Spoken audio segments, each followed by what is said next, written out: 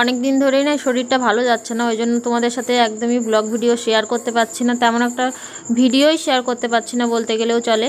তো এই ভিডিওটা অনেক দিন আগেই ক্লিপসটা তোলা ছিল, তো ভাবলাম তোমাদের সাথে একটু শেয়ার করি। তো গেছিলাম সোমবারের দিন মানে বসিরহাট আল্ট্রাসাউন্ড করতে। তো আমার ওই পাথরের যে জানোই তোমরা কম বেশি যে আমার গলব্লাডারে পাথর আছে।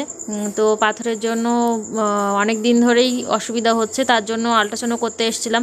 আর সারাটা দিন আজকে মানে অনেকটাই লেটে এসেছি, তাই জন্য অনেকটা দেরিতেই আল্ট্রাসাউন্ড করানো হয়েছে, প্রায় 1:30-2টোর দিকে আল্ট্রাসাউন্ড করানো হয়েছে। আর এখন বাজে 3টে। তো 3টের সময় আমরা খেতে এসেছি। তো 3টে না 3:30 বেজে গেছিলো হয়তো, তারও বেশি।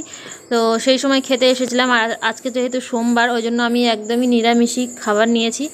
এখানে নিয়েছি আমি ফ্রায়েড রাইস আর পনির বাটার মশলা।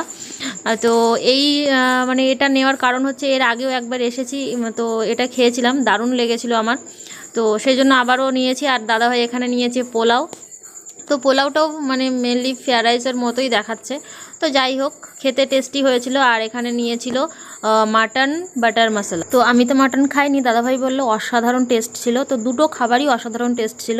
তো ভিডিওটি ভালো লাগলে লাইক করো, টাটা।